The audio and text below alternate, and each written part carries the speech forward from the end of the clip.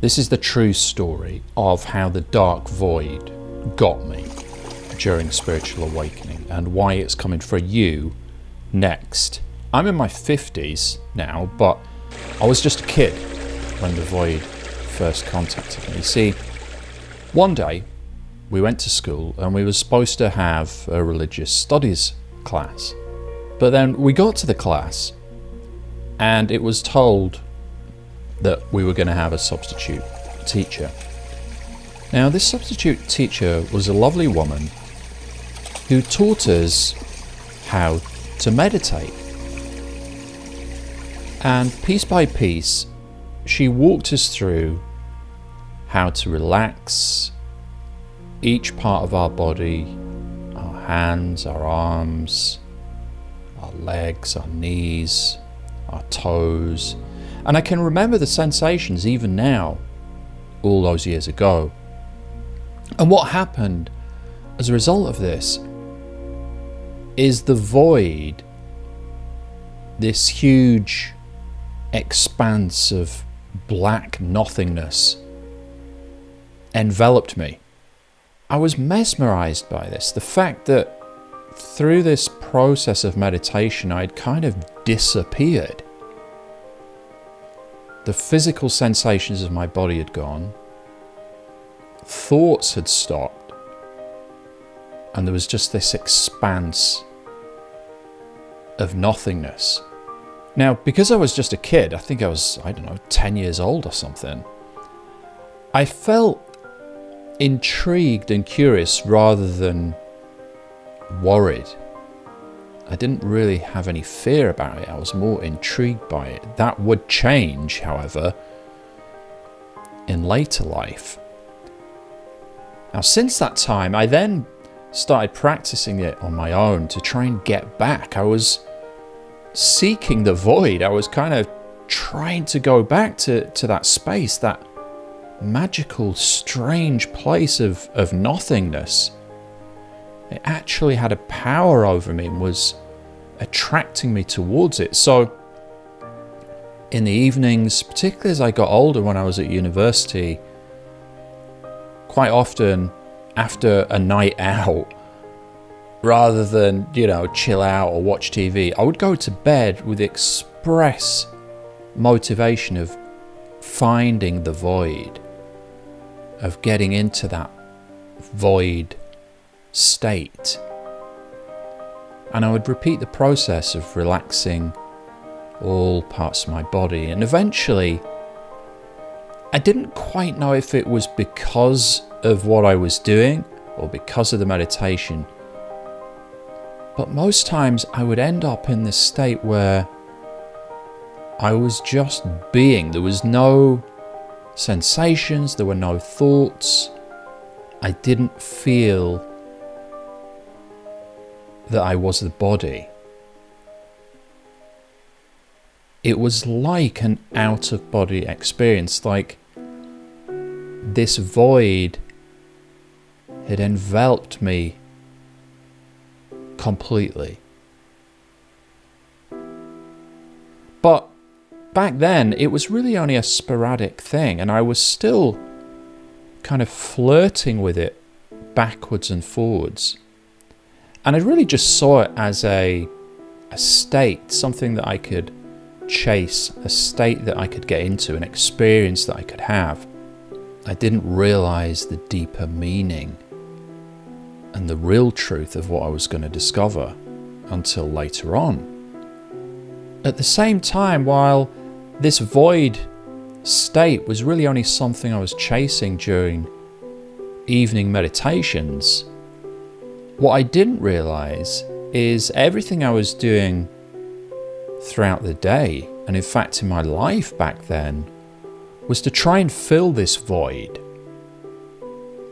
To try and fill this void that I felt inside, like an emptiness. You have this gnawing doubt that you're missing something. You feel incomplete. You feel there must be more to life. Like there's some secret thing, a missing ingredient, a missing part. And you feel hollow inside. And I tried to fill that with any number of things, with drinking, with experiences, going out, partying, distractions, food, any number of things to try and fill that void. So on one side, I was kind of chasing the void state, but it felt also like it was chasing me. It was nagging at me and trying to chase me. It was trying to show me something. And at the same time, I was trying to have it be shown to me when I was chasing the state in the meditations.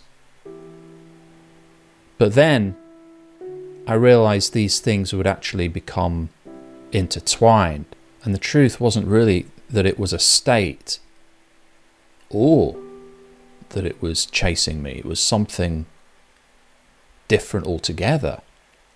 So a few years passed in this way, and I was flirting backwards and forwards with the void. My journey into spirituality deepened. I became more committed to meditation. And I started experiencing things in meditation that I couldn't explain. I seemed to be going deeper and deeper into meditation. During one such meditation, I'd lost all sensations, lost all thoughts,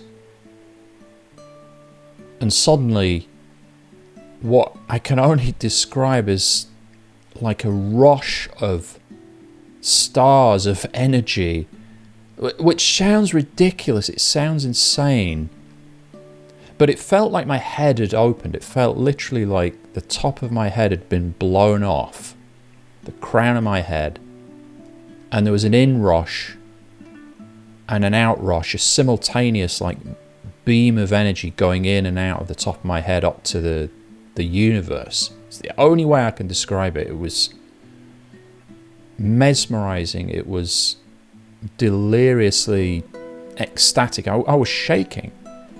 Now, I didn't know what that was at the time. I had no idea what the heck that was. I couldn't talk to my friends or family about it. Of course, I probably would have got admitted to some sort of psych ward. It was only a few years later that one of my teachers explained what they'd gone through, and they'd had exactly the same thing happen to them. When they'd reached a wall in meditation, they'd kind of given up trying to see, trying to break through. They just accepted that they couldn't do it. On the meditation cushion, they simply surrendered. At that point, they experienced this opening of their head, this rushing, this download, or whatever you call it. And that was the first time that I'd realized that what had happened back then, that it was some kind of connection to this void. Something had been unlocked. But then that just made me seek even more. I tried to recreate the experience. I tried to recreate the sensations. But it didn't work.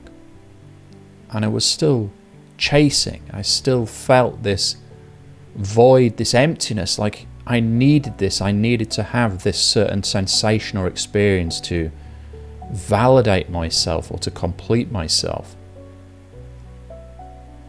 At the same time, I was also taught about this concept of the ground of being and the void state during meditation where everything falls away and there's just this darkness. It's darker than dark. No thought, no sensation, no perceptions. Just pure being floating in an inky dark of darkest darks. But again, this seemed something forbidden. The moment it kind of occurred or I got close to it, it seemed like either it would recede because thoughts would then arise and it would be lost, or it would be so ominous that I'd actually retract. I'd kind of break myself and snap myself out of the meditation just through fear of what it might mean for the little me, the the obliteration. Like, what happens if I fall in that? Do I completely lose my mind? Do I disappear completely? But then gradually, day by day, month by month, it kind of settled, it kind of dawned on me that the void is not something that you can fill. No amount of substance or experience or relationship or sensation can permanently fill that void. It's unfillable. It's literally infinite. It has no dimensions. That void is the substrate, it's the underlying reality in which and from which everything occurs. It can't be filled. So I realized that it couldn't be filled, and trying to fill that gap or fill that void and fill that emptiness that I felt was completely pointless.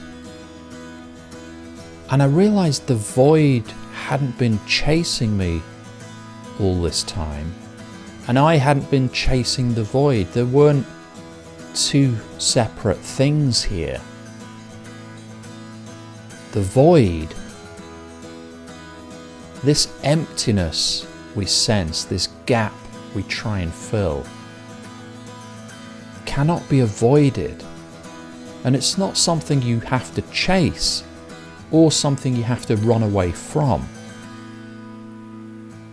You cannot avoid the void, because the void is what you are.